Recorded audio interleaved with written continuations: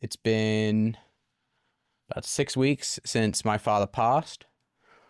I know a lot of my listeners and a lot of people were kind of waiting for me to release a podcast, do something, and I haven't really known what to do. Um, I wasn't, work and podcasting and doing any of that. That's not been my priority. My head's really been at like, okay, taking care of the family and my kids and trying to just come to, I don't know, just find a way to digest what's kind of happened. So my father passed away in England on July 22nd at around 10 o'clock in the morning, UK time. I was in Los Angeles. I'd been back in LA for about a week. I came after my dad's show in Birmingham. I stuck around, hung out for a week with the family at the house, my kids, and it was a really amazing week. It was really actually some really interesting things happened that allowed that week to happen. We were scheduled, my family and I were scheduled to go on vacation on the 7th of July. We were supposed to go to Portugal right after the gig. But my kids all got sick. They all had a stomach virus, and it was really gross. And so we canceled the trip, and we just hung out at our family house in England for a week. And it was awesome. It was sunny. My dad was in an amazing mood. He was really happy every day. He was opening up the newspaper and seeing different reviews and different stories from the Back to the Beginning show. And it was great. It was a lot of fun. I kind of look back on that now and I'm so grateful. I've never been so grateful for my kids to have the stomach flu as I am today. I left on the 13th of July. I came home. And my dad was great. He was in a good mood. He was happy. I woke up in Los Angeles to a knock on my house door at around 3:45 in the morning. Someone who's worked for my family for, probably 30 years now was knocking on my door. And when I looked through my window and I saw it was him, I just knew something bad had happened. And I was informed that, my father had passed.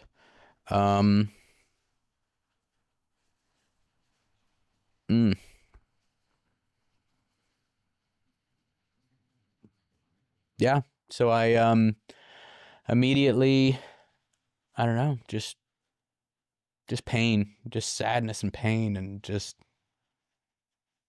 so many thoughts. You go through this of like, feeling sad and frustrated and angry and like this part of you that's like, I have to get there right now. I have to.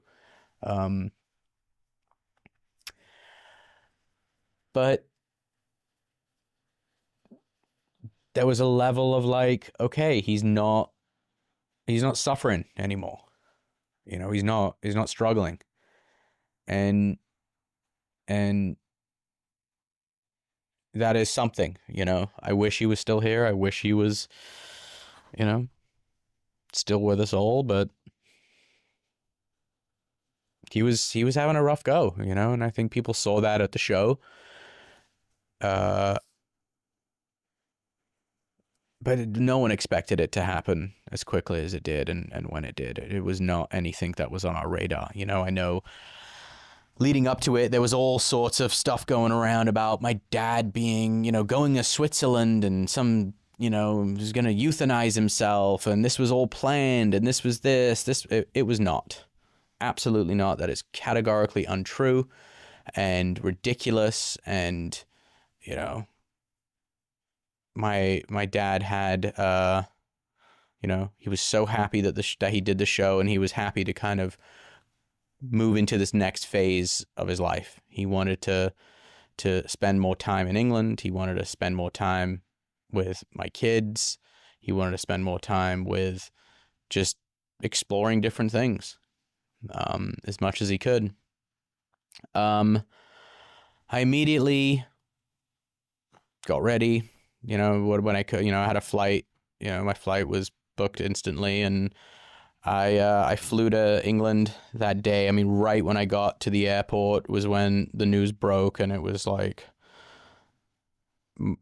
I mean, text and call and text like you've never I tell you what, I was so grateful though that I was on a plane to where my phone wasn't ringing. I was just getting texts, and so many people reaching out, friends of mine and colleagues, and just and it's really, that's something that has been really unique about this experience. Is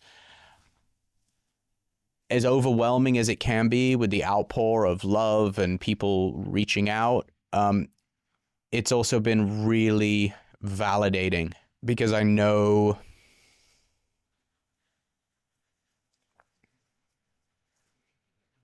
my dad was a special guy, and he meant a lot to a lot of people. Be it, he meant something very different to me than 99.999% of the world. But the common thread is that, he was loved. He was loved so much. And a lot of people are going to miss him. And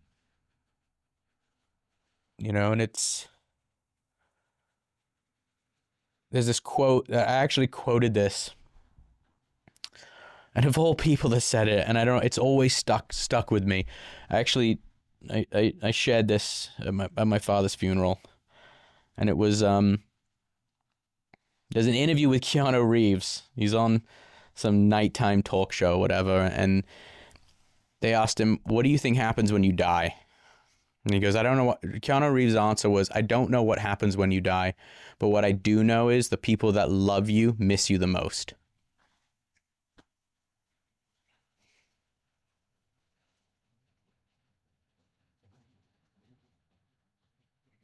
I felt that immensely. He wasn't just a father. To me, he was,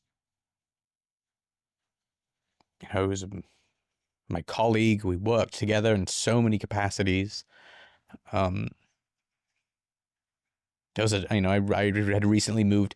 There was a period where I was between houses, and I moved back in with him. So he was my housemate, in my late 30s, and it was awesome. Me and the kids were living here. Just a friend, a text buddy, a joke cracker. Like, I was so lucky. I had such a great relationship with him, and I'm so grateful. And I think that's been the overwhelming feeling has been gratitude. Deep gratitude. Just, I'm so grateful that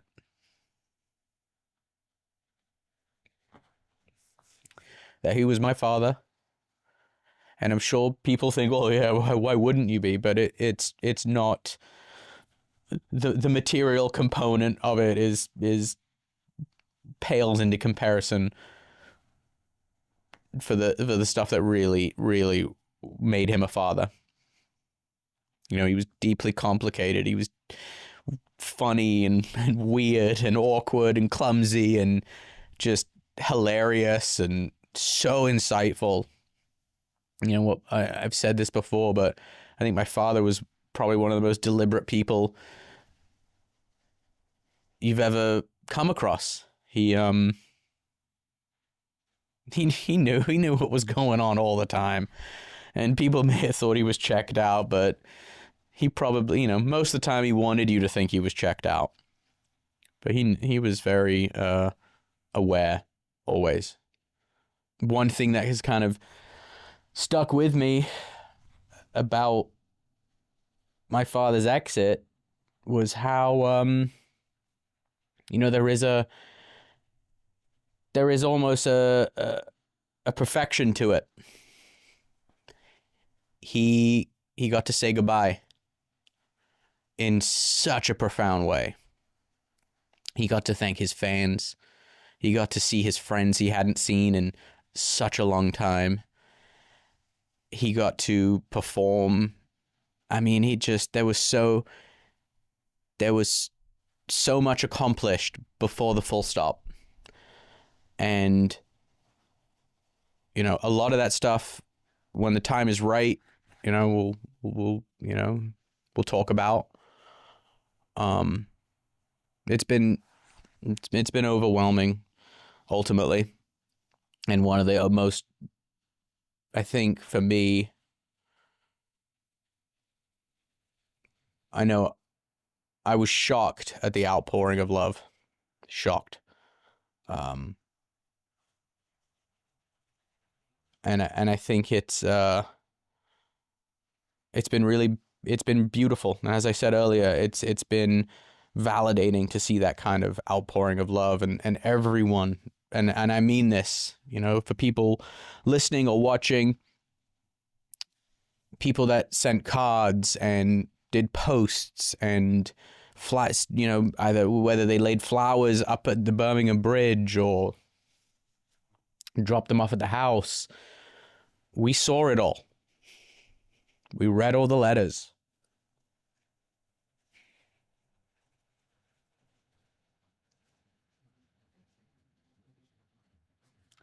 It was, it didn't go unnoticed.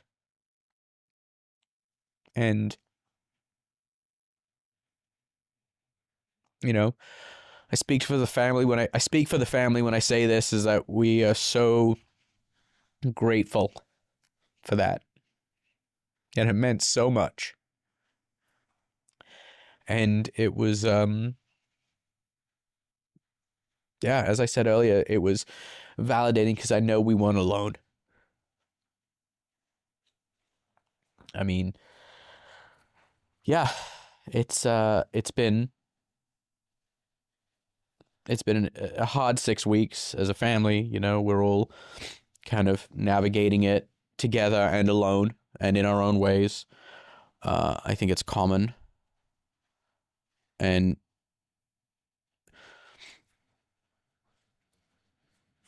you know, the price we pay for loving someone so much is grief, and is the pain of grief when they're gone. And I'm okay with that. I'm okay with that. I was with my wife after the funeral, and I was walking around the property, and I said to her, you know, it's really strange to be 39 and having an entirely new experience. Losing a parent is very, very difficult. And I didn't know what to expect when it came. But I am grateful for the experience, in that sense of I was able to be present for my family. I was able to support my family as best I could, and crack really inappropriate jokes at times, because Lord knows my dad would have. And it's been, yeah. You know, I think as I said earlier, there'll come a time, I think, where, you know, you'll hear from us as a family together. You know, we'll talk about things in more details. I'm not going to do that. I'm not going to share a lot of the personal stuff, the deeply kind of intimate parts of my father's passing and funeral. I wouldn't do that without my family present. But I guess ultimately the real reason for this podcast is just to say, you know, thank you to everyone, and let everyone know that the family is doing okay. We're hanging in there. We're doing, we're doing what we can to support each other and love each other, um, and yeah, my father's legacy will continue.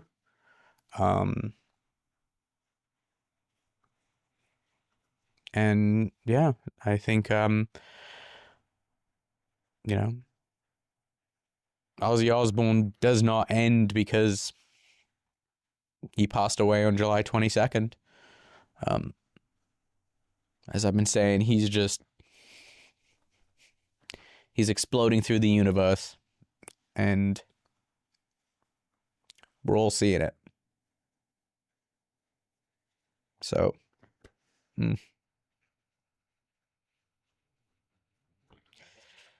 So I'll just end with this, thank you for the love, and we love you, and